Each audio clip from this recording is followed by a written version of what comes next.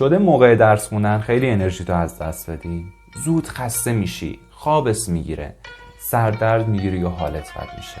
دلایل خیلی ساده و نمیبره. با من همراه باش.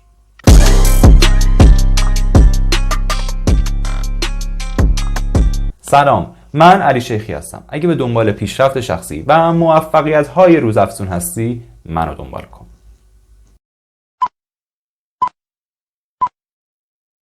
به اولین جلسه تندخوانی و تقویت ذهن خوش اومدی.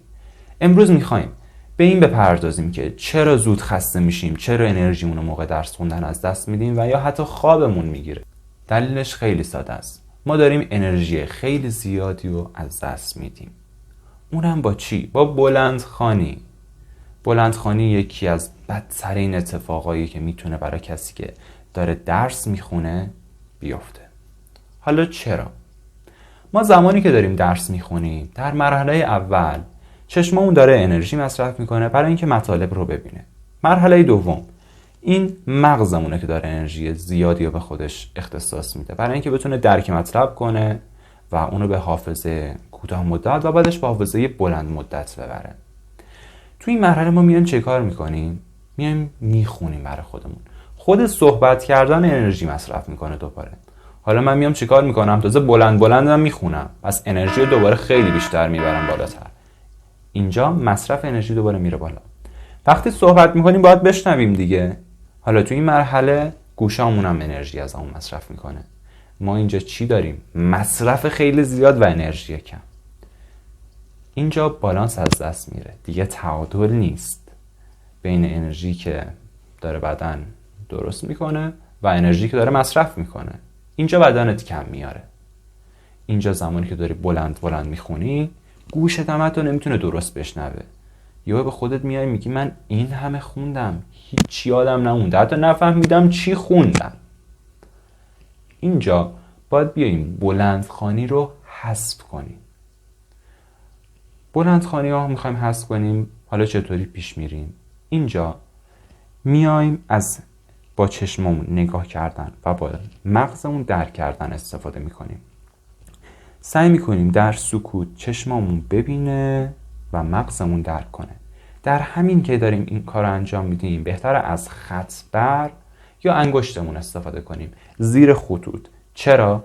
چون میخوایم از GPS خوندن استفاده کنیم. حالا GPS چیه؟ GPS چه کار میکنه؟ GPS باعث میشه که ما گم نکنیم مسیر رو، ندونیم کجاییم. وقتی از GPS یا همون انگشت و خودکار یا مداد استفاده میکنیم دیگه بین کلمات و خطوط و اینا گم نمیشیم. حالا داریم این کار رو انجام میدیم، بلندخوانی رو حذف میکنیم. یه سری میان برعکسش رو انجام میدن، میان درونخوانی میکنن. درونخوانی هم دوباره مثل یه ترمز میمونه برای سرعت. اینو بچهای کنکوری خیلی خوب متوجه میشن که سرعت چقدر مهمه توی خوندن. خیلی خوب، میریم سراغ درونخوانی. درونخوانی چه زیانهایی داره؟ درونخوانی من وقت دارم یه سری کلماتو میخونم میاد برای خودش تکرار میکنه تو دلش، میگه شگفت انگیز تو ذهنش. حالا من دارم براتون بلند میخونم ولی شما تو دلتون اینو میخونید. این خیلی ازتون زمان میگیره. یا عدد 527. عدد 527 چیه؟ اونم یه عدد طولانی میشه برای خوندن دیگه، تکرارش سخته. اینها رو ذهن ما به راحتی درک میکنه، نمیخواد زمان زیادی بذاره، راحت میتونه از روشون رد شه. برای همین ما داریم سرعتمون رو حفظ میکنیم، بلندخوانی نمیکنیم، درونخوانی نمیکنیم، با چشممون میبینیم، با ذهنمون درک میکنیم، راحت ازش رد میشیم. اوکی، تا اینجا اومدیم یه سری از نواقص خوندن رو برطرف کردیم. دیگه اینطوری مکس نمیکنیم.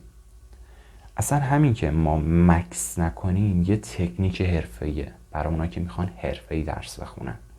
این که بین کلمات مکس نکنی ذهنتون مجبوره که درکش کنه، ذهنتون مجبوره به سرعت ازش رد شه. دیگه وای نمیسه، استوب نمیکنه. یا همین که دارید پیش میرید باعث میشه که خطای چشمتون از بین بره. ذهن یا همون حرکات که به چشممون منتقل میکنه و حرکات چشم بهش میگیم، دوست داره بعد هر 7-8 تا کلمه‌ای که میخونه میره جلو برگرده کلمه عقبی رو بخونه. اما چون داریم میریم جلو دیگه بهش اجازه نمیدیم که برگرده. مثل دونده میمونه، دونده داره میدوه، وقتی میدوی به جلو نمیتونی برگردی عقب تو که نگاه کنی، میخوری زمین. اینم همینه. پس بین کلمات مکس نمی کنیم. حالا تو مراحل بعدی باید چه کار کنیم؟ باید طرز ایستادنمون و نشستنمون درست باشه. اول سعی کنید قوز نکنید. کمرتون حالت 90 درجه داشته باشه و استوار بشینید. کتاب تو فاصله 40 سانتی متریتون باشه، نه کمتر نه بیشتر، که بخوای خیلی عقب باشه چشات نبینی یا خیلی جلو باشه چشات اذیت شه، چون که زاویه دیدت محدود میشه. محدودیت هم اذیت میاره برای چشمات. اوکی، تو هر 20 دقیقه که میخونی اطراف تو نگاه کن. مثلا تو 20 دقیقه درس خوندی، 1 دقیقه یه فاصله دورتر وایسا نگاه کن. برو ته خونه رو بشین نگاه کن از جایی که هستی. بعدی که اونور رو نگاه کردی دوباره بیا روی درسی که داری میخونی. و در آخر سعی کن روی کتاب نیفتی، دراز نکشی به قول معروف. شما وقتی این کار رو میکنید سطح اکسیژن رسانی و خون رسانی تعادلش توی بدنتون به هم میخوره. وقتی تعادل به هم بخوره دوباره چیه؟ دوباره همون مصرف انرژی میشه. وقتی خون رسانی اکسیژن رسانی به مغزتون کم بشه اذیت میشید. خیلی از مطالب رو درک نمی‌کنید و نمیفهمید. تو همین توضیحات کوتاهی که بهتون دادم خیلی نکته بود. این پست رو چند بار ببین و بفرست برای دوستات و افرادی که فکر می‌کنی بهش نیاز دارن، مخصوصا افراد کنکوری. خیلی ممنونم که تا اینجای کار با من همراه بودی. این پست رو لایک کن، کامنت بذار و اون زنگوله بالا رو هم بزن که وقتی ویدیوهای فوق‌العاده ما انتشار پیدا میکنه اولین نفر شما ازش باخبر شید.